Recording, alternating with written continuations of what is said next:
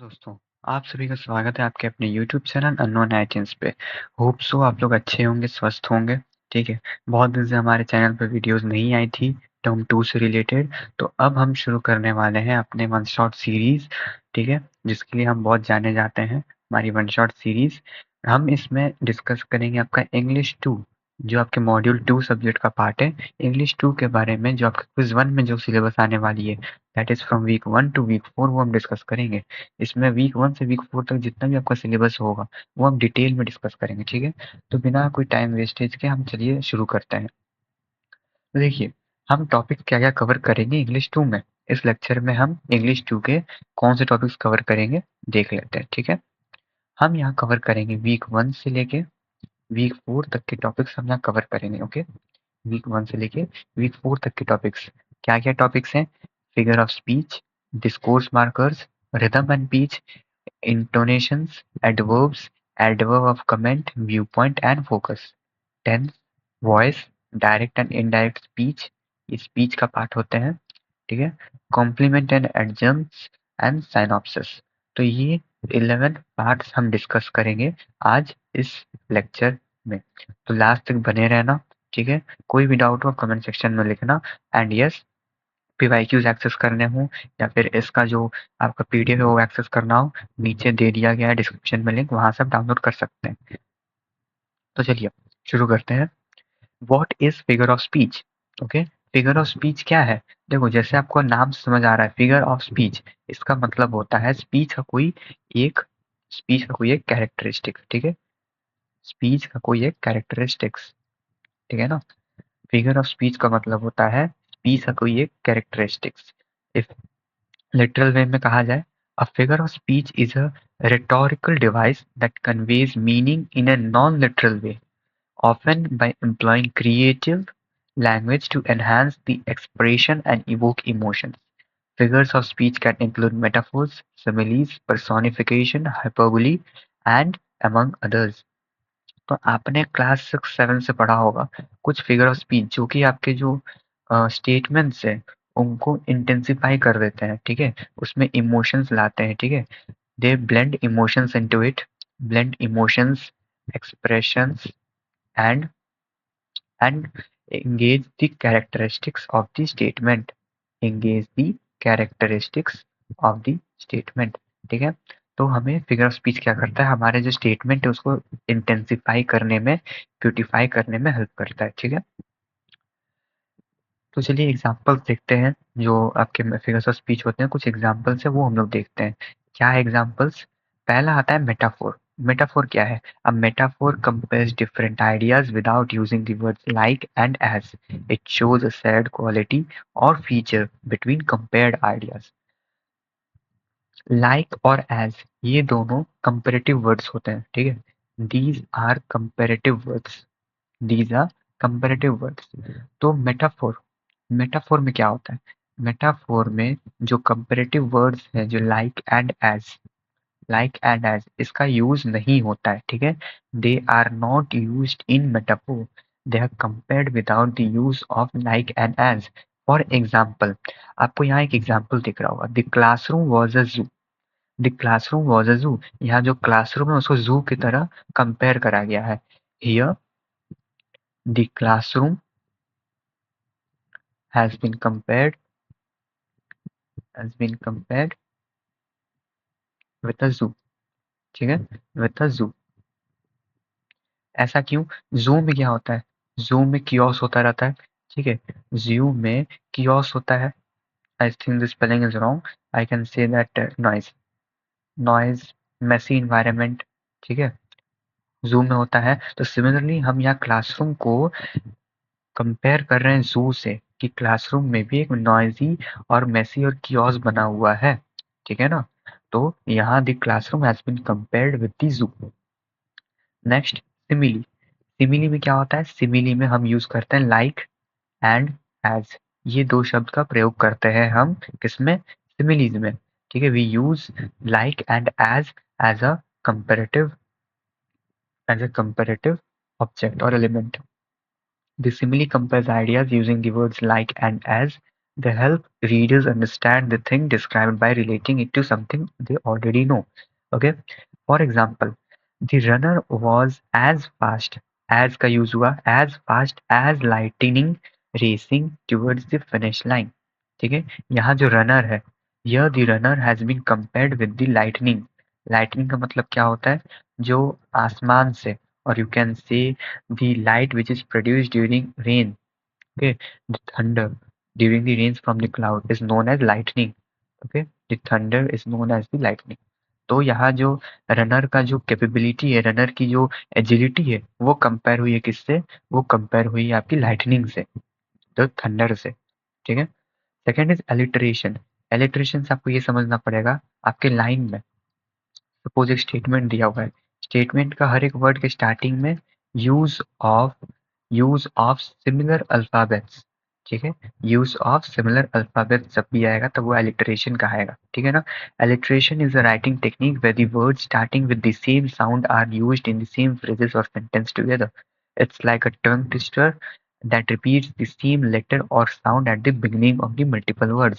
So see, here, for example, the big blue balloon bounced off the boy.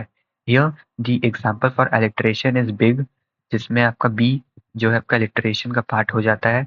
B, here also B, balloon का B, bounced का B, then boy का B. So these are the parts of alliteration. We can say the examples of alliteration. ठीक है, got it? Next is personification. Personification क्या होता है? Suppose personification होता है एक ऑब्जेक्ट को पर्सोनिफाई करना as a human, personify it as a human. ठीक है, personifying it as a human. ठीक है, personification is a figure of speech where human qualities, actions और emotions are given to a non human things. It is different from anthropomorphism where non-human things are not only given human traits but also like as human। ठीक है, अब देखो ये आपको पढ़ना नहीं है, क्या नहीं पढ़ना है? एंथ्रोपोमॉर्फिज्म। ठीक है, ये आपका सिलेबस में नहीं है, so you don't need to read it. Okay, you don't need to go through it, you only need to go through the personification. So personification का एग्जाम्पल क्या है? सपोज बहुत जगह देखा होगा आपने, ठीक है, जो कि कोई ऑब्जेक्ट होता है उसको हम एज अ ह्यूमन ट्रीट करते हैं। ठीक है, the sun smile down on the children playing in the park. Smile कौन करता है? स्माइल सिर्फ एक ह्यूमन कर सकता है या लिविंग बीइंग कर सकता है, right? A smile can be given by a human being or a living being। लेकिन यहाँ क्या कहा गया? सन हैज स्माइल्ड। ठीक है, यहाँ सन को स्माइल के साथ कहा गया है कि सन ने स्माइल करा है, सूर्य ने स्माइल करा है। That means that here a non living object, sun is a non living object, it's a non-living object. A non-living object has been given the characteristic of a living object. Hence, here personification has been used. यहाँ use हुआ है, यहाँ personification use हुआ है। Got it? Yeah. Next, antithesis. Okay, antithesis. Antithesis is a figure of speech where two opposite ideas are placed together. Two opposite ideas are placed together in a sentence to create a construct. ठीक है, देखो, tall and short. Tall and short, both are opposite to each other. If they are placed, if they are placed together, then they are known as antithesis. What? Antithesis। ठीक है, suppose हो गया, then आपका हो जाता है long and short. Long and short कह सकते हैं। ठीक है, heavy and light.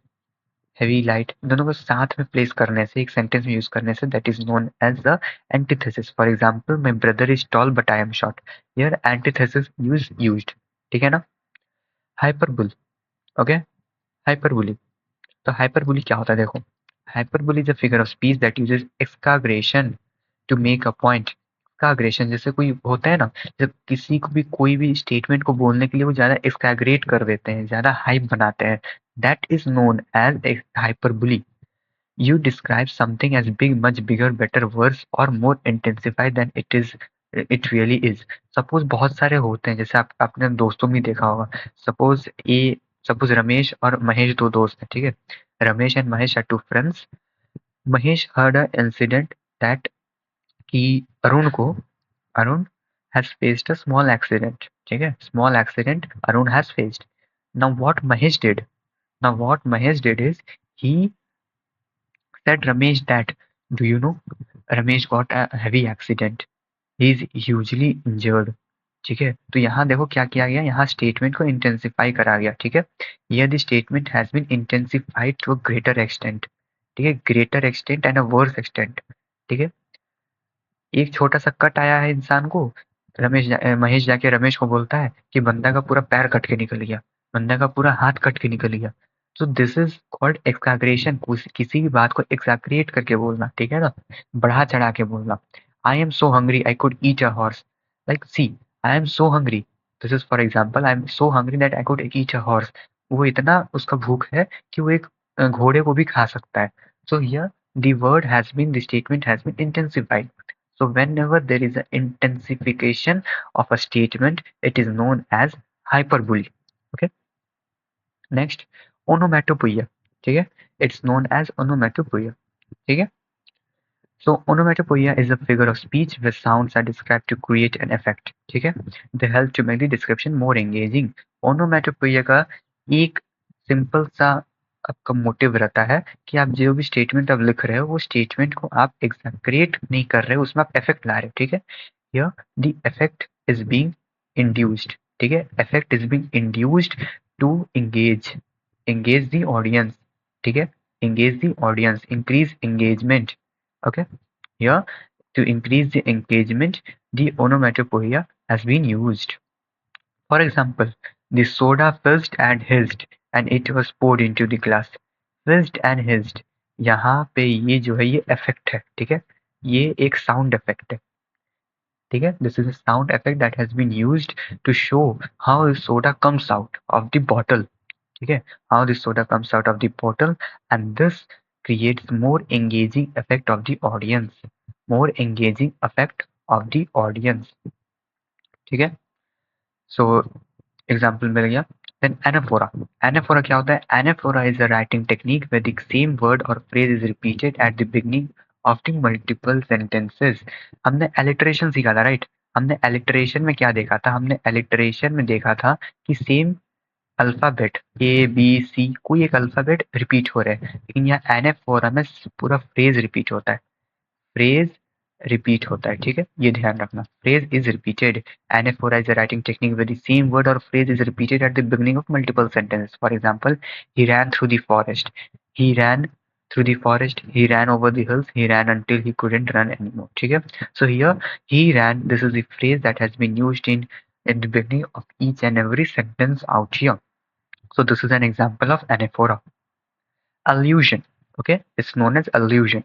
An allusion is a brief, indirect reference to a famous person, place, event, literary work, or work of art. Allusions can add depth and meaning to a piece of writing. ठीक है, allusions क्या होता है? ये होता है आपका indirect reference देना। ठीक है, लाइक हम क्या करते हैं, जैसे इनडायरेक्ट रेफरेंस के लिए बहुत बार नाम लेते हैं ना, राइट? कि जैसे इफ वी वांट टू, जैसे आपका ये हो गया, he was as brave as Superman when he stood up to the bully. ठीक है, सपोज यहाँ आपके सपोज आपके कॉलेज में everyone must have faced college raggings, right?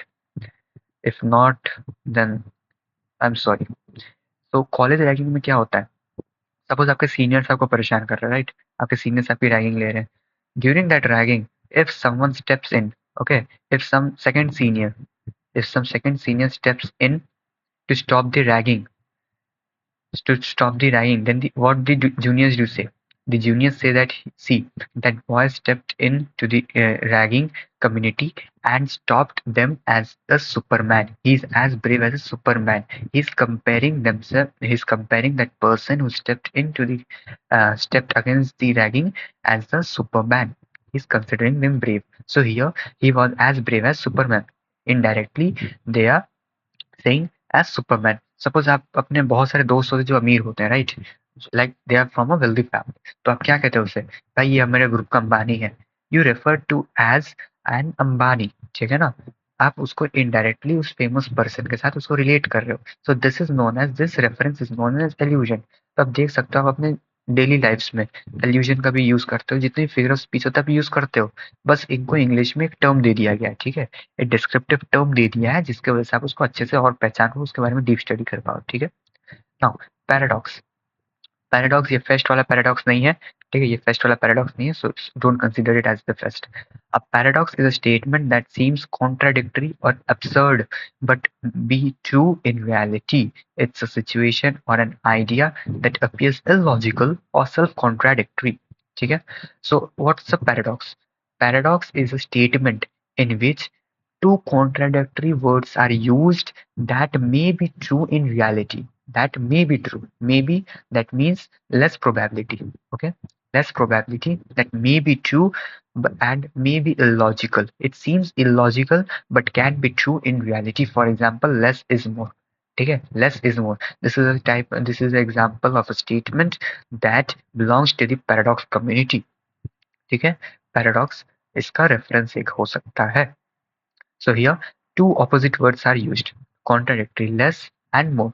Opposite words are used, ठीक है, but these statements can be true in real life. Okay, real life in some instances. In some instances. Similarly, irony. What is irony? Irony is a figure of speech where the words one expresses do not mean what their literal meaning indicates, but mean the opposite. Often, irony refers to a situation or fact that is opposite to what you would expect. Hindi में इसे क्या कहते हैं तुम बताओ? हिंदी में you all must have done ताना मारना, ठीक है, ताना is also known as कि आप ताना मारना, ठीक है ना, ताना मारना. A dentist has bad teeth. यहाँ पे आप क्या कर रहे हो? यहाँ पे एक आयरनी यूज हुआ है. आयरनी कैसे? डेंटिस्ट किसका डॉक्टर होता है? Dentist is a doctor of teeth, ठीक है, dentist is a doctor of teeth. So एक डेंटिस्ट का बोल सकते हो कि टीथ खराब है. हुँ? एक डेंटिस्ट होके उसका टीथ खराब है, तो this is irony, right? Irony. अगर आप यही कहोगे a teacher, my school teacher has failed in his 12th exam, this is an irony. This can be irony. Okay, so these are the examples of irony. Euphemism, ठीक है, euphemism, ठीक है, euphemism. An euphemism is a mild, indirect way of saying something that might be considered harsh, blunt, or offensive. It's like using a softer or more pleasant word or phrase that to talk about something unpleasant or embarrassing. एक होता है ना कि मुंह पे बोलने वाले लोग, मुंह पे बोलने वाले लोगों की जो टोन होती है वो यूमेफिज्म फॉलो नहीं करती है, वो एकदम हार्श टोन होती है, ठीक है, बात वो सही करते हैं. आपने बहुत सारे इंस्टेंसेस भी देखे होंगे पॉलिटिकल करियर्स में या फिर आपके टीचर्स करियर में, आपने बहुत सारे इंस्टेंसेस देखे होंगे, लाइक जो वो बोलते हैं वो सही बात होती है लेकिन बोलने का बस तरीका गलत होता है, ठीक है. The talks they are saying, the statements which are saying, the literal meaning is no doubtfully is correct, but the way of presenting is not correct.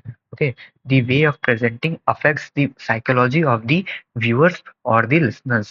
So this is known as euphemism, to create a good environment. If you want to say something serious and you don't want to be blunt or like abusive or offensive to the person in front of you, then you need to use some softer words, softer phrases which can help the person standing in front of you or the listener to understand the word with a cool mind. Okay, suppose he passed away on 9th November 2002. यहाँ पे आपको कोई भी offensive word नहीं समझ आ रहा है, ठीक है, या nothing offensive has been said. इसका मतलब क्या निकल रहा है कि उसका डेथ हो गया है. अगर तुम इसी चीज को ऐसे बोलोगे कि he died on 9th November, he died, तो जब डाइड वर्ड यूज करते हो, whenever you use died word, it shows a offensive, it shows a offensive, or you can say harsh word, harsh word or effect, ठीक है ना, ये harsh effect डालता है, ठीक है. So we should always use he passed away. Next, synecdoche, ठीक है, synecdoche is a figure of speech where a part of something is used to represent the whole or the whole is used to represent a part. जिसमें एक whole को एक whole को use करते हैं part को रिप्रेजेंट करने के लिए या फिर एक पार्ट को रिप्रेजेंट करते हैं using the whole. Suppose the stage was filled with talented faces, या the stage was filled with talented faces.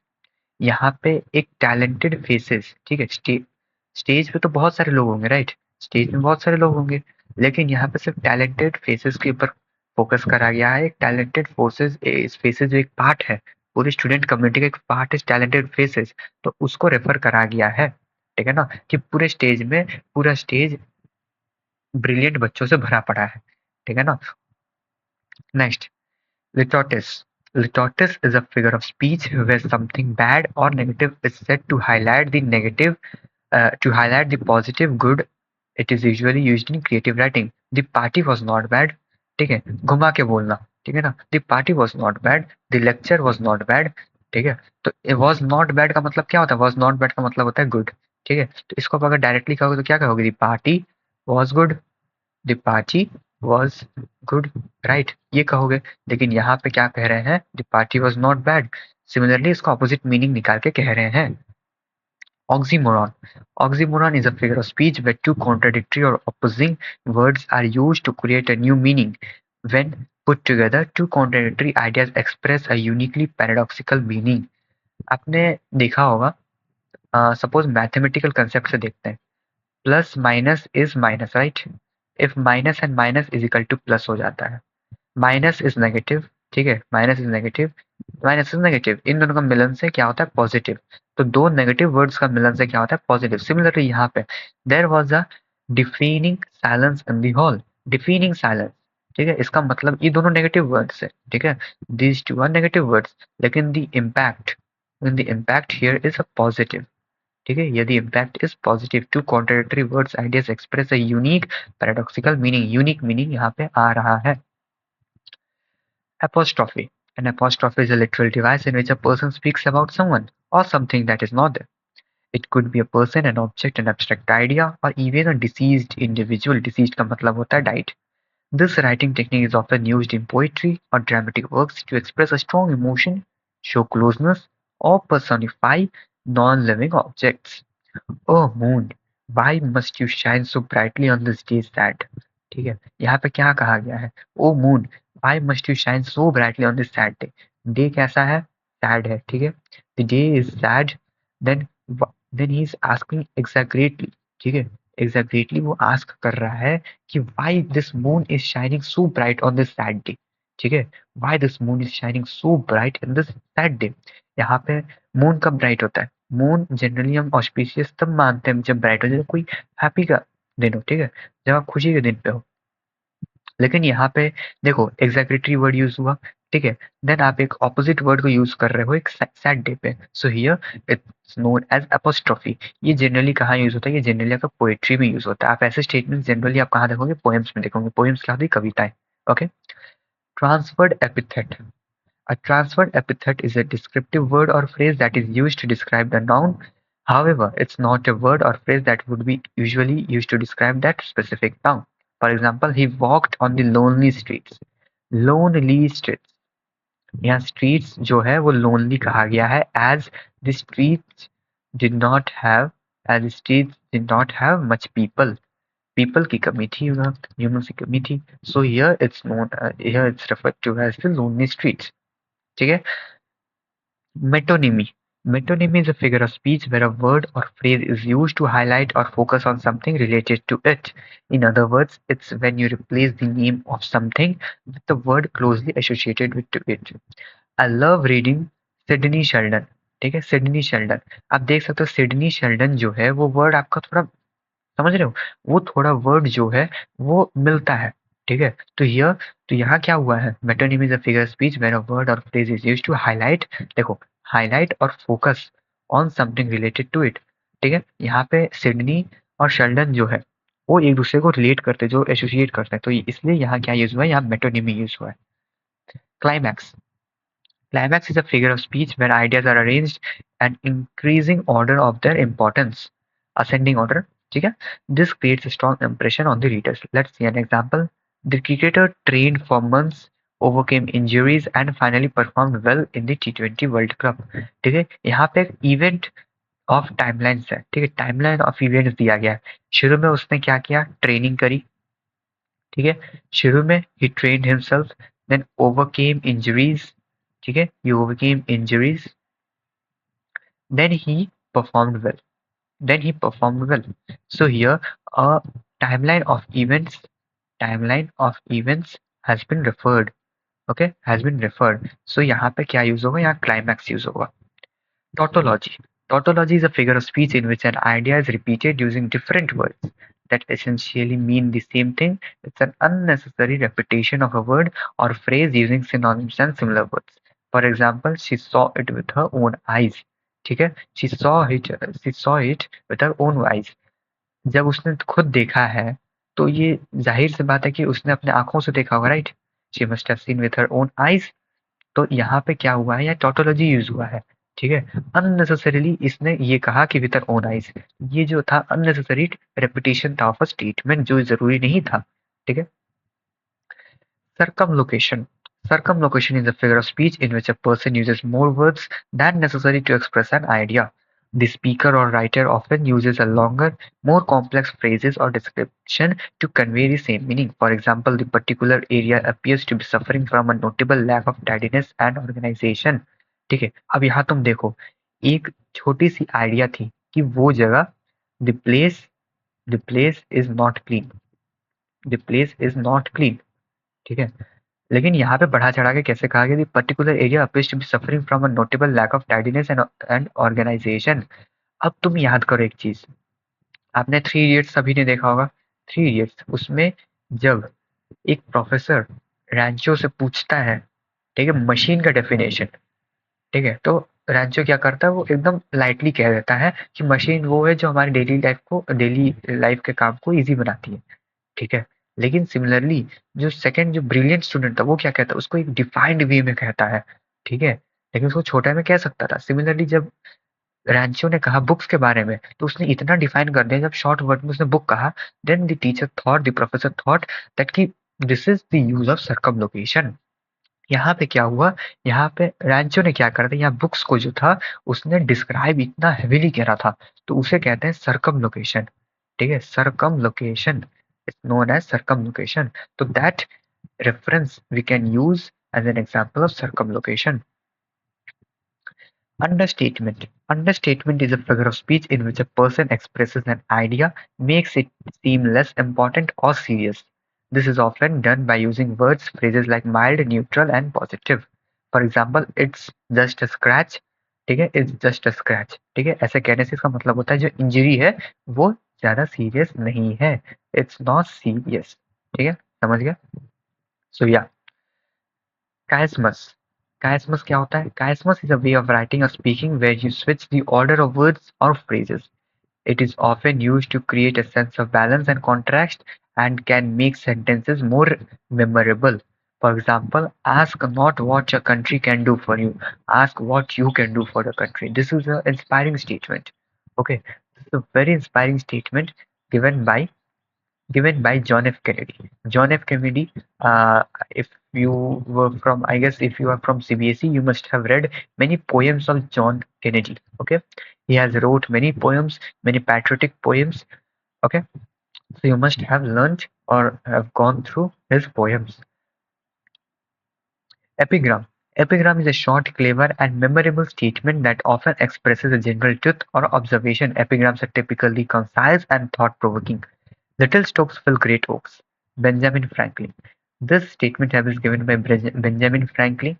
Okay, so here क्या कहा गया है? एपिग्राम क्या है? Epigram is a short, clever and memorable statement. होता है ना, short but effective statement.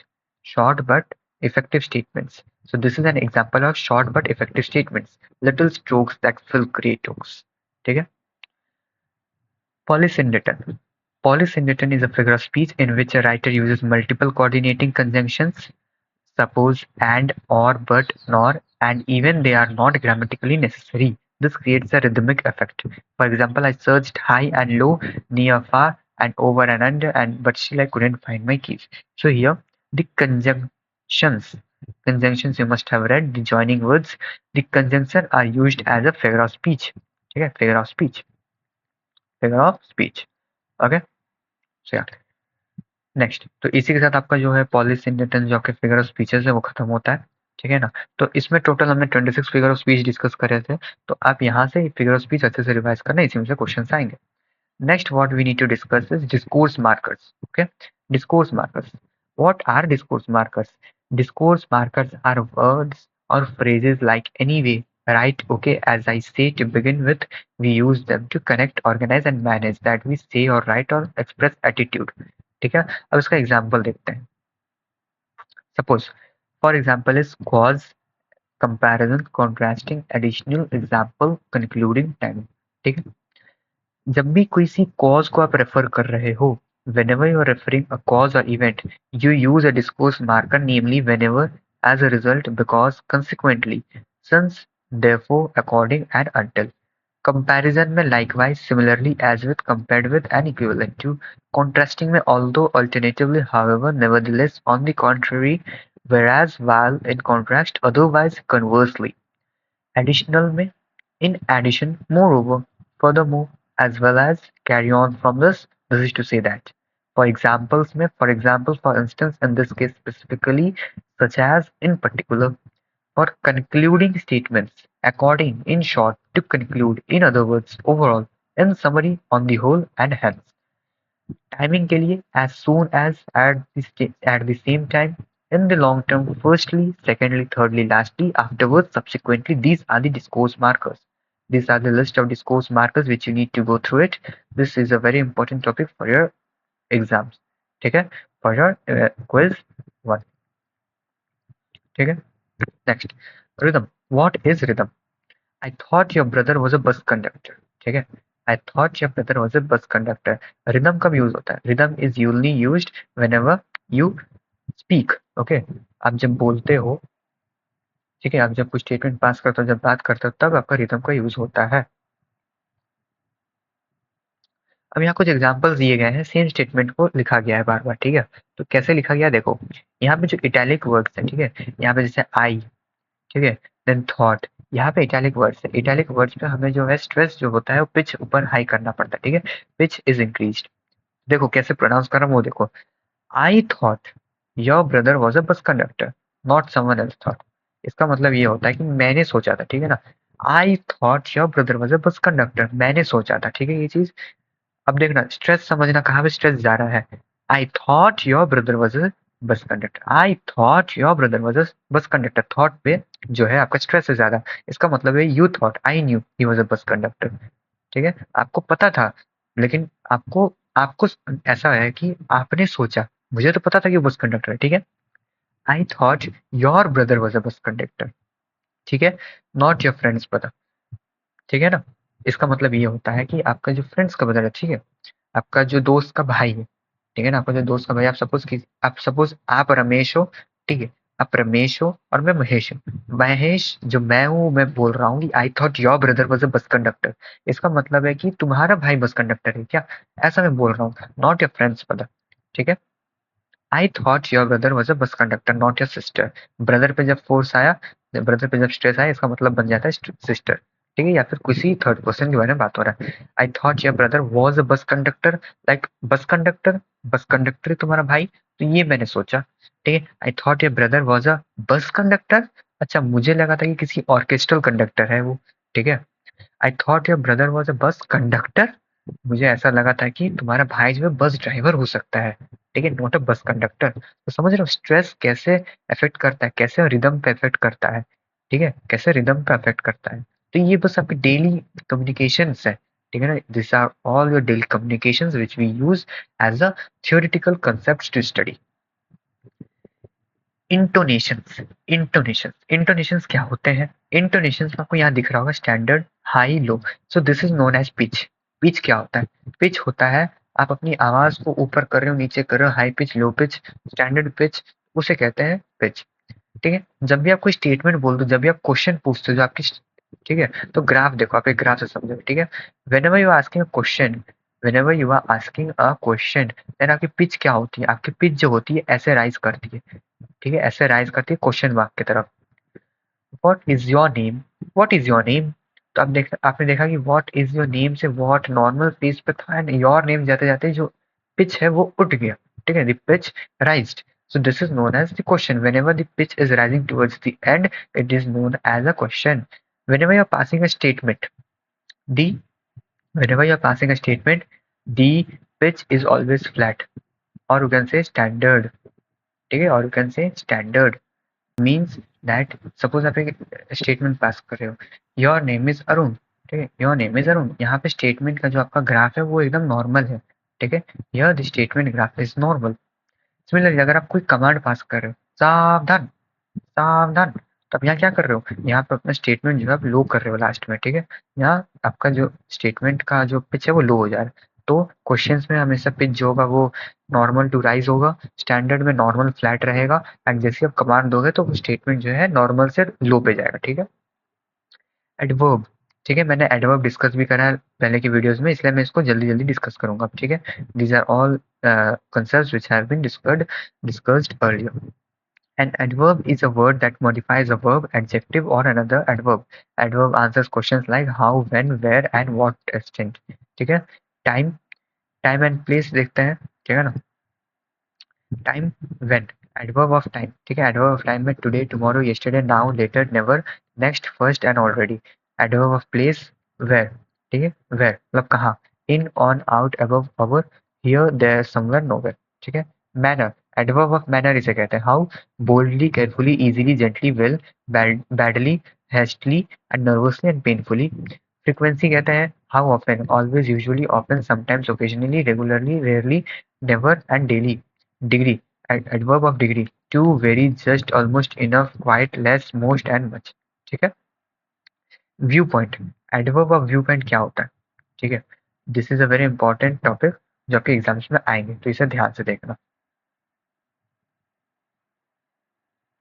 Frankly I think he is a liar, ठीक है, frankly I think he is a liar, यहाँ पे फ्रैंकली यूज हो रहा है, फ्रैंकली यूज हो रहा है, यहाँ एक व्यू पॉइंट दिया गया है कि मैं फ्रैंकली कह रहा हूँ, कि मैं बिना किसी जजमेंट के कह रहा हूँ, ही इज अ लायर, ठीक है। Similar examples, personally I would rather go by a train, personally I would rather go by a train, या personally is known as a view point, या व्यू पॉइंट की तरह use हो रहा है, ठीक है। Surprisingly, this car is cheaper than the smaller model, ठीक है, this car is cheaper than the smaller model. Geographically, Britain is rather cut off from the rest of the Europe, ठीक है, geographically Britain is rather cut off from the rest of the Europe. Geographically कहा गया है, geographically का मतलब क्या होता है, geographically is like a view point, ठीक है। कमेंटिंग, कमेंट जब कर रहे हो, she is certainly the best person for this job, you obviously enjoyed your meal, तो यहाँ कुछ वर्ड्स यूज हुए, certainly, obviously, these are some commenting adverbs, ठीक है, commenting adverbs, for instance it's known as commenting adverbs, ठीक है, तो ये आपके एग्जाम्स में आएंगे तो इसे ध्यान रखना। Conjunctive adverbs are nothing but the joining adverbs. Suppose यहाँ use हुआ है however. Here however has been used at the conjunctive adverbs and therefore. ठीक है, ये जो है आपके जो however and therefore are used as a conjunctive adverbs. ठीक है ना।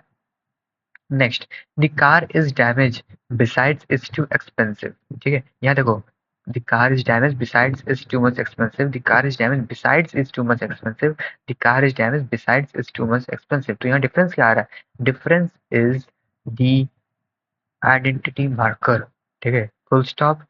See, here a colon has been used, here a comma has been used, here a comma has been used, and here a full stop has been used, full stop, ठीक है। तो in a literal way this statement is wrong because a comma has been used, ठीक है, comma use करने पे ये statement जो है wrong हो जाएगा, ठीक है। the correct statements are these two. Next, focusing adverbs.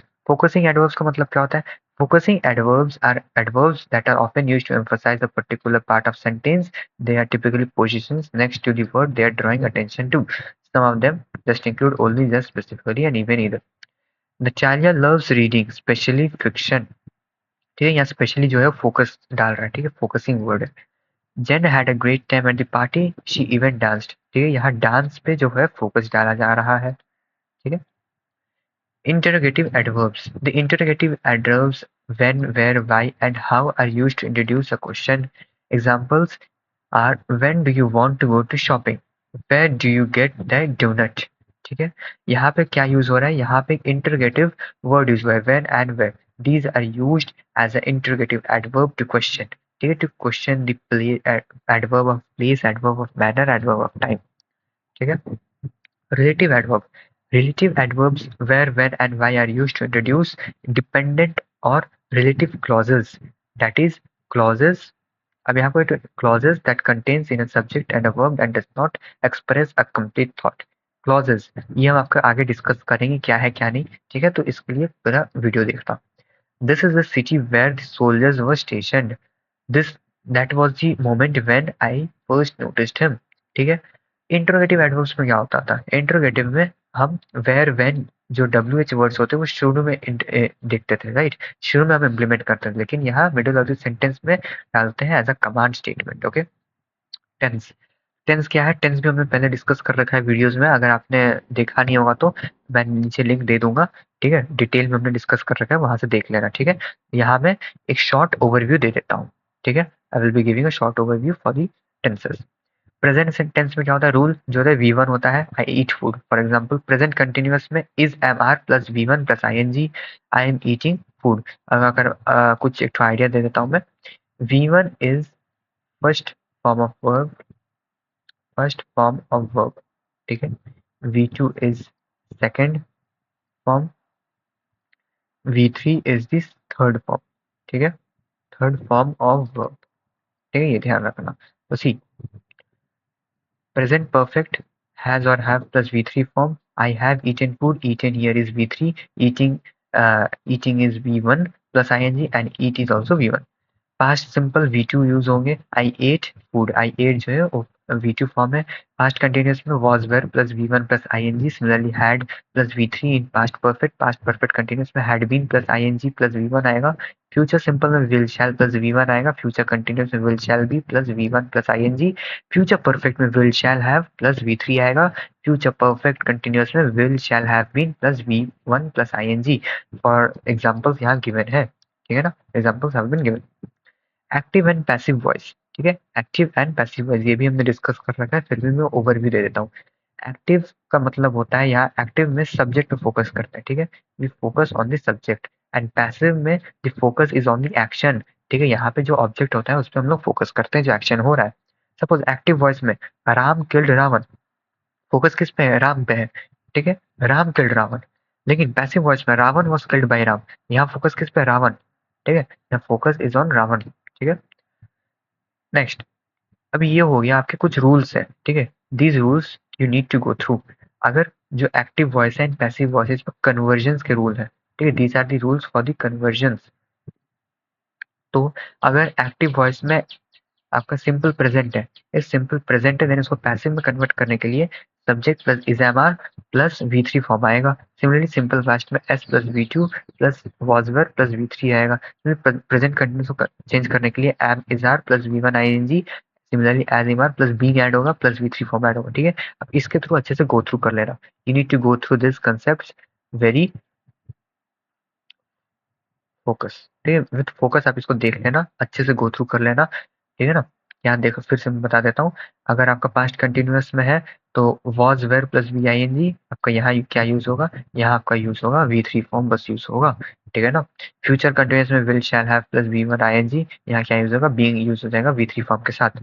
ठीक है, तो ये आप पूरा अच्छे से देख लेना। ठीक है, मैंने इसका भी लेक्चर जो है नीचे अटैच कर देता हूँ मैं, वो आप एक बार गो थ्रू कर लेना।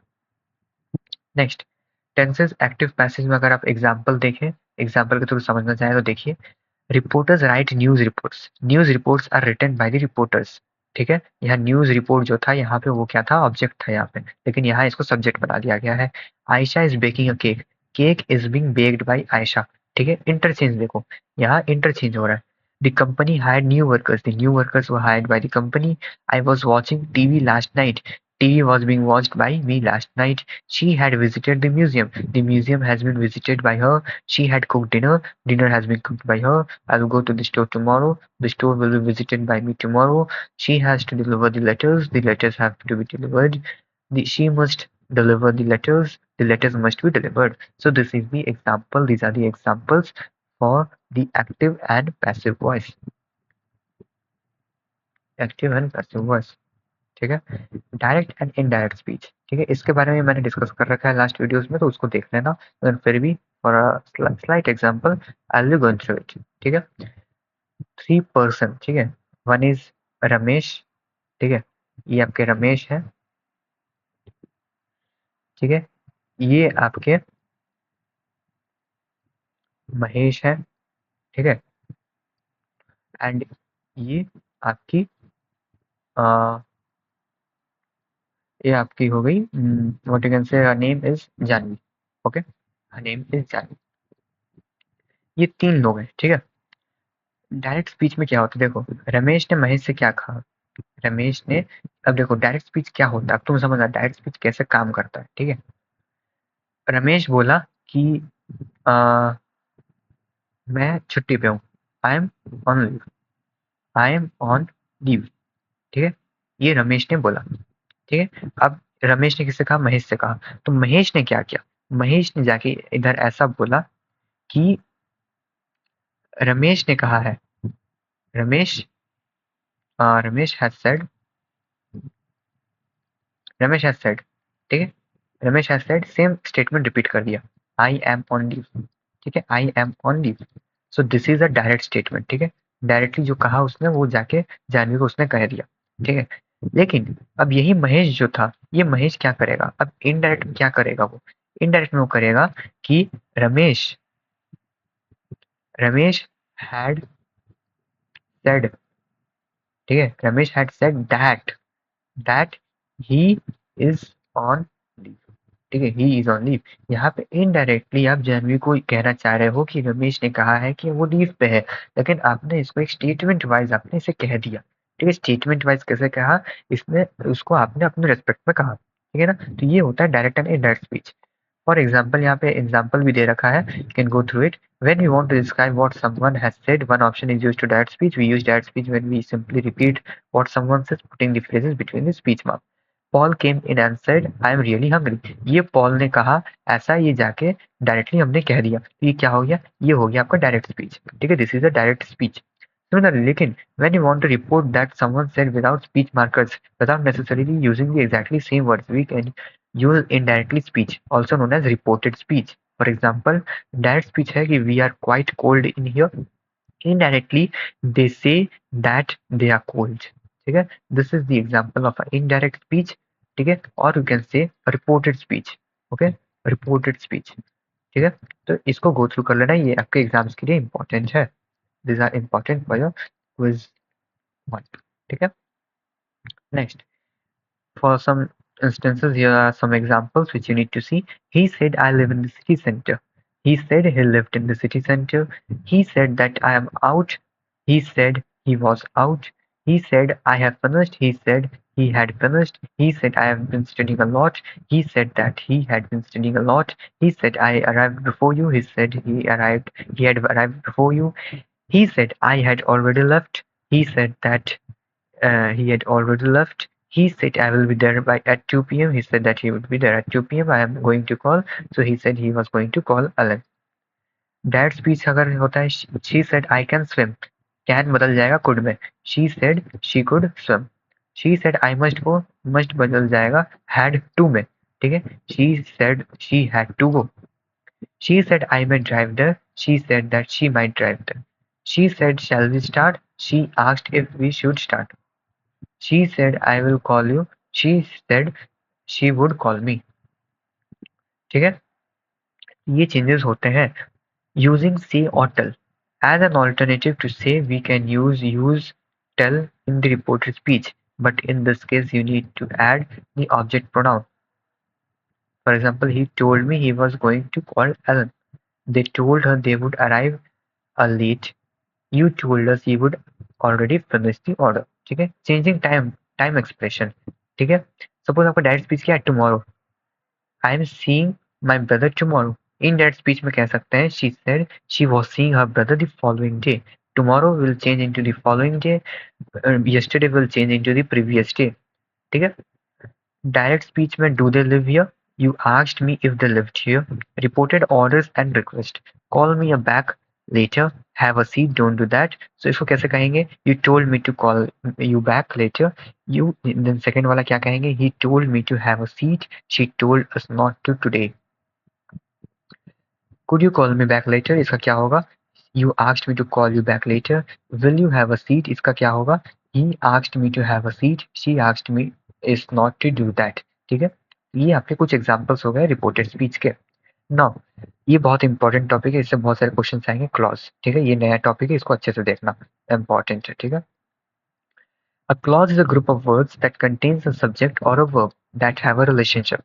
This relationship is crucial. A clause conveys information about what that subject is or is not doing rather than simply being a random grouping of words. Because a clause expresses an action or state of being, a clause is often but not always function an independent sentence. Independent sentence जो है इसके बारे में हम discuss करेंगे अभी आगे. ठीक है, it's a point of discussion. A sentence can have just one clause or it can have multiple clauses. ठीक है, ये याद रखना है, स्टेटमेंट वाइज क्वेश्चन आ सकता है. A sentence can have one clause or it can have multiple clauses. The only defining characteristic of a clause is that it must contain a related subject and a verb. ठीक है, so this is the definition of a clause. अब इसे detail में समझेंगे. चलो, yeah. When it comes to expressing a complete thought, a clause falls in between a phrase and a sentence. In many cases, a clause can function as its own sentence. For example, phrase है mews so loudly. This is a phrase. So clause क्या होगा? That cat mews so loudly. ठीक है, अब phrase को हमने एक clause में convert कर दिया एक sentence में. ठीक है, हमने convert कर दिया. In this example, the clause can be an independent sentence. It can also be a part of a complex sentence. For example, that cat mews so loudly when she wants to eat. ठीक है, now independent sentence and complex sentence क्या होता है? Independent sentence का मतलब होता है जो वो अकेले में पूरी तरह वो सहमत, उसका एक लिटरल मीनिंग निकल रहा हो. ठीक है, कॉम्प्लेक्स सेंटेंस का मतलब होता है दो इंडिपेंडेंट सेंटेंस मिला के कॉम्प्लेक्स सेंटेंस बनता है. ठीक है, the cat mews so loudly, this is a meaningful sentence. ठीक है, मीनिंगफुल सेंटेंस है, लेकिन व्हाट वी डू इज हमने इसको कॉम्प्लेक्स सेंटेंस में शो करने के लिए क्या करा, हमने इसमें दो meaningful word meaningful phrases add किए. The cat mews so loudly ये एक, when she wants to eat ये एक, दोनों मीनिंगफुल है लेकिन हमने दोनों को ऐड कर दिया. ठीक है, clauses can perform three distinct functions. They can operate as adverbs, adverbs and adjectives and nouns. ठीक है, for example, a noun clause का example क्या है? She completely understood everything he said. In this example, everything he said is a dependent clause that acts as a noun because it communicates specific thing that she, the subject of the sentence, understands. Everything, देखो यहाँ statement देखो, she completely understood everything he said. ठीक है, everything he said अगर आप इसको अलग, ठीक है, इंडिपेंडेंटली आप इसको हटाते हो. ठीक है, इंडिपेंडेंटली आप कहो एवरीथिंग ही सेड, कोई मीनिंग निकल रहा है इसका? मीनिंग निकल रहा है? नहीं निकल रहा है. ठीक है, इट्स नॉट मीनिंगफुल. ठीक है, मीनिंगफुल नहीं है. सो इसलिए हमें इसे एक कॉम्प्लेक्स सेंटेंस में यूज करना पड़ता है. ठीक है, this is why we need to use it in a complex sentence. अगर आप एवरीथिंग ही सेड को आप एक रिप्लेस कर देते हो किससे? हिज एक्सप्लेनेशन के साथ. She completely understood his explanation, तो ये एक परफेक्ट सेंस बन रहा है. ठीक है, ये सेंसफुल बात बन रही है, मीनिंगफुल बात बन रही है. ठीक है ना, तो this is known as a noun clause. Next, to test whether a clause is a noun clause, try swapping out it for a noun. If your sentence still makes sense, you have got a noun clause. ठीक है, they remembered what the keynote speaker covered. ठीक है, अगर आप इसको change करते हो एक नाउन क्लॉज से स्वैप कर देते हो. ठीक है, स्वैपिंग कर देते हो. They remember the keynote speaker presentation, दोनों में सेंस बन रहा है, that means it is a noun clause. ठीक है, this is a noun clause. ठीक है, I don't know how the company handles onboarding. आप इसे ऐसे भी बोल सकते हो, I don't know how their company, I don't know how their onboarding process. ठीक है, तो यहाँ पे क्या हो रहा है, यहाँ पे you what you are doing is swapping the statements, swapping the statements for a swapping the statements for a easier explanation, for a easier explanation. ठीक है, for a easier explanation. ठीक है, next, just like a noun, just like a noun is a clause taking on noun's role. An adverb, adverbial clause is a clause acting as an adverb. For example, she affects the sink without facing difficulty. तो without facing difficulty आपने पढ़ा हुआ, अपने अभी हमने एक figure speech पढ़ा था, राइट? हमने क्या पढ़ा था? Conjunction. I'm sorry, I'm not remembering the name. It was like, let's see, wait, let's see that statement. 1 minute. या सर्कम लोकेशन. सर्कम लोकेशन में क्या था? हम एक छोटी सी चीज को हम बड़ा चढ़ा के बोलते थे, राइट? हम सर्कमलोकेशन में क्या कहते थे, एक छोटी चीज को बड़ा चढ़ा के बोलते थे। सिमिलरली यहाँ भी क्या हो रहा है, she fix this thing without facing difficulties, को सिंपली उसको ऐसे लिख सकती है इजीली, ठीक है, इजीली लिख सकते हैं, ठीक है। सो this is a adverbial clause, ठीक है, एडवर्ब यहाँ यूज हो रहा है इजीली, एडवर्ब ऑफ मैनर, ठीक है, adverb of manner. They spent 4 years living outside the United States. They spent 4 years living abroad. Similarly, abroad कह सकते हैं, ठीक है। Adverb of place, ठीक है। The pool was installed after they built the deck. The pool was installed later, ठीक है। Adverb of time, ठीक है। Based on the other two categories, we bet you can guess an adjectival clause, ठीक है। आप इसे adjectival clause पहचान सकते हो। Suppose my friend who rides a motorcycle said it's great weekend to ride. My motorcyclist friend, अब तुम इसे देखो, सर्कमलोकेशन यहाँ यूज हुआ है, my friend who rides a motorcycle, इसको डायरेक्टली आप कह सकते हो मोटरसाइकिलिस्ट फ्रेंड, ठीक है। तो यहाँ क्या यूज हुआ है, यहाँ एक एडजेक्टिव, ठीक है, एडजेक्टिवियल क्लॉज यूज हुआ है। Similarly, no matter what time of the day we visit, we always run into the dogs that bark, ठीक है। No matter what time day we visit, we always run into the loud dog, ठीक है। Next type of clauses, type of clauses क्या होता है, independent clauses. Independent clauses क्या होता है, an independent clause is a clause that we can stand on its own as a distinct sentence. Take a look, जो एक independent उसका meaning हो, ठीक है, इंडिपेंडेंटली उसका एक मीनिंग हो, उसे कहते हैं, क्या कहते हैं, उसे कहते हैं independent clause. I love eating cookies, my dog barks a lot, the kids ate lunch, his truck is green. इन सबका एक इंडिपेंडेंट मीनिंग है, this all have a meaning, okay, independent meaning, ठीक है। Next dependent clause. Dependent clause क्या होता है, in context dependent clause is not a complete sentence, dependent clause is sometimes known as subordinate clause. As the name implies, these clauses depend on independent clauses to clearly express idea. यहाँ पे जो dependent clause होते हैं वो एक independent clause के ऊपर dependent होते हैं, ठीक है। They dependent on the independent clause to express the statementical ideas, ठीक है। When I grow up, ये एक डिपेंडिकल क्लॉज है, ठीक है। When I grow up, no meaning, although he sensual, no meaning, the mouse that was hiding, no meaning. तो अब इस डिपेंडेंट को अगर आप एक मीनिंगफुल क्लॉज में कन्वर्ट करना है, अगर आपको इसको मीनिंगफुल में कन्वर्ट करना है, देन आपको क्या सहारा लेना पड़ेगा, आपको यहाँ इंडिपेंडेंट का सहारा लेना पड़ेगा। That is when I grow up, I want to be a doctor, I want to be a doctor. ये जो वर्ड है, ये जो लाइन है, ये आपको एक सिंगल मीनिंग दे रहा है, ये आपको एक सिंगल मीनिंग प्रोवाइड कर रहा है। इसको अगर आप सपोज इसको ऐसे अगर लिखते हो, suppose if you right like this, I want to be a doctor, I want to be a doctor, ठीक है। इसका मीनिंग है, लेकिन अगर आप सिर्फ लिखते हो when I grow up, when I grow up, इसका कोई मीनिंग नहीं है, इसका कोई मीनिंग नहीं है। तो अगर आप इन दोनों को मिक्स कर देते हो, आप इन दोनों को साथ में लिखते हो, टुगेदर आप इसको कंपाइल करके लिखते हो, देन इसका एक न्यू मीनिंग बन जाता है। जब मैं बड़ा हो जाऊंगा तब मैं डॉक्टर बनूंगा, ठीक है, मुझे डॉक्टर बनना है। Although he sensible, he hates karaoke, ठीक है। He hates karaoke is a independent clause, and but although hates sensual is a dependent clause. He searched through the basement and found the mouse that was hiding. The mouse that was hiding is a dependent clause, and the statement in the prefix part is the independent clause. So there are four types of sentences. Okay, the four types of sentences, namely simple, compound, complex and compound complex, ठीक है। Difference क्या है, in compound, अगर in compound, in simple, independent clause is used, independent clause is used. I kick the ball, this is a independent clause. In compound, two और more independent clause are used, ठीक है। जब दो और more independent clause use होते हैं तो उसे क्या कहते हैं, compound sentence. I kick the ball, ये कंपाउंड, ये एक इंडिपेंडेंट है। इट हिट टॉम, ठीक है, ये भी एक इंडिपेंडेंट है। तो यहाँ बीच में क्या यूज हो रहा है, कंजंक्शन। तो इन दोनों को मिला के क्या बनता है, compound sentence. Talking about the complex sentence, उसमें एक इंडिपेंडेंट क्लॉज होता है और वन या वन से ज्यादा डिपेंडेंट क्लॉज होता है, ठीक है। Tom cried, this is a independent, ठीक है। The ball hit him, this is a dependent clause, ठीक है। कंपाउंड कॉम्प्लेक्स में देखो, टू और more independent clause plus one और मोर डिपेंडेंट क्लॉज। यहाँ पे क्या होता है, यहाँ एक डिपेंडेंट क्लॉज होता है, ठीक है। यहाँ एक डिपेंडेंट क्लॉज होता है और दो से ज्यादा इंडिपेंडेंट। तो यहाँ देखो, Tom cried, it is a independent because the ball hit him, this is a dependent, and I apologized immediately, this is a independent, ठीक है। Two independent and one dependent, ठीक है, this is the difference. Now conjunct, ये आपके exams में भी आएगा तो देख लेना। Coordinating conjunctions, for and nor but or yet so, ठीक है। These are the words which are used to compile compound compound complex and complex sentences. ठीक है, दिस इज नथिंग। तो देखो कुछ एग्जांपल देख लो जो ऑफिशियल वर्ड आप यूज करते हो। Main clause, subordinate clause and relative clause. Main clause आपने देख लिया, जो इंडिपेंडेंट क्लॉज होते हैं उसे मेन क्लॉज कहते हैं। सबऑर्डिनेट क्लॉज क्या होता है? डिपेंडेंट क्लॉज को सबऑर्डिनेट क्लॉज कहते हैं। रिलेटिव क्लॉज क्या है? रिलेटिव क्लॉज है क्या है?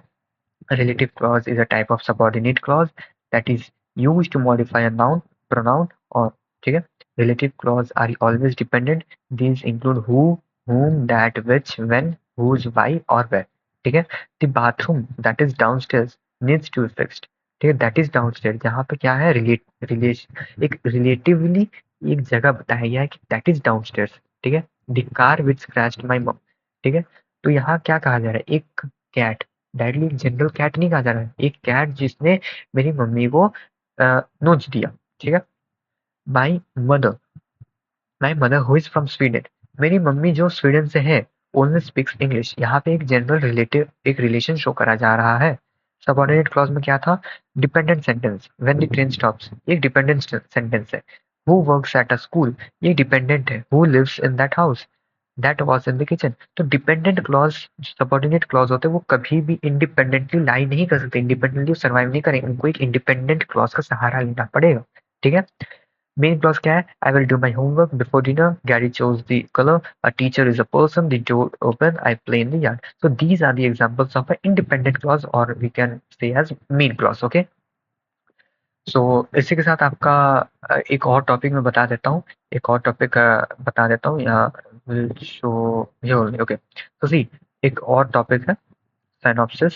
ठीक है, synopsis. Students for in college में आपको ये पता होगा, साइनॉप्सिस आपका कुछ नहीं होता। Synopsis is simple thing. Synopsis का मतलब ये होता है कि सपोज आपको किसी पे रिसर्च करना पड़ेगा। ठीक है, जैसे अगर एआई, ठीक है, करेंट अभी जो एआई समिट हुआ था, जिसमें हमारे जो ऑनरेबल प्राइम मिनिस्टर, उन्होंने लीड करा था एआई समिट फ्रांस में। ठीक है, तो जो एआई समिट हुआ था उसके ऊपर आपको साइनॉप्सिस बनाना है। ठीक है, now see, there are two words, summary and synopsis. आपको बोला गया है, एक लड़के को बोला गया है साइनॉप्सिस, और एक लड़के को बोला गया है समरी। समरी में वो बंदा क्या लिखेगा? समरी में वो ये लिखेगा कि हाँ एआई समिट हुआ, क्या है ये समिट, ये है एआई के ऊपर है, new new. So AI Summit is about all the new AI improvements in the AI society of the world. ठीक है, all the major countries who can contribute into the AI generation, AI technologies had a meet in France, discussing about the AI and the artificial intelligence, the pros and cons। तो ये उसका summary हो गया। ठीक है, लेकिन synopsis में क्या होता है? साइनॉप्सिस में यू डिफाइन, यू थोड़ा अब थोड़ा जाते हो डेफिनेशंस में। ठीक है, कि साइनॉप्सिस में बोलते हो कि एआई समिट हुआ। ठीक है, मोटिव क्या था इसका, टाइमलाइन बताओ। ठीक है, टाइमलाइन बताओ, इसका कब से शुरू हुआ था, एआई की पावर, जो एआई जो शुरू हुआ, आर्टिफिशियल इंटेलिजेंस पहले कब आया ये। ठीक है, एक डिटेल्ड वे में, एक डिटेल्ड वे में अपनी रिपोर्ट तैयार करते हो। ठीक है, जिसे आप रिसर्च भी कह सकते हो। ठीक है, उस रिपोर्ट को तैयार करते हो, तो उस रिपोर्ट को हम लोग कहते हैं साइनॉप्सिस। ठीक है, this is a synopsis report. आपके जो एग्जाम में जो आपकी आएगी क्वेश्चन आएंगे कंप्रीहेंशन बेस्ड, वो आपके साइनॉप्सिस बेस्ड पे होंगे। ठीक है, तो इसको ध्यान रखना, synopsis is a very mandatory thing जो आपको कॉलेज में बहुत काम आता है। ठीक है, तो इसको आप गो थ्रू कर लेना। सो इसी के साथ आपका जो लेक्चर होता है वो खत्म होता है। सो इंग्लिश 2 का आपने पूरा वीक 1 से वीक 4 तक अच्छे से रिवाइज करा है। अगर कोई भी डाउट होता है आपको, ठीक है, इंग्लिश हो या पाइथन हो, कोई भी सब्जेक्ट हो, अगर कोई भी डाउट होता है आप नीचे कमेंट सेक्शन में लिखना। इसका पीडीएफ जो है आपको नीचे आपको डिस्क्रिप्शन में मिल जाएगा। देन आपका पीवाईक्यूज जो है आपको हमारे वेबसाइट पे मिल जाएंगे। आप अपने वेबसाइट पे विजिट कर सकते हो। वेबसाइट आपका जो वेबसाइट का लिंक मैंने डिस्क्रिप्शन में डाल दिया, वहां से देख सकते हो। And yes, finally all the best for your exams. English 2 का एग्जाम होगा, अच्छे से देना, nothing to worry about. And yeah, all the best, thank you.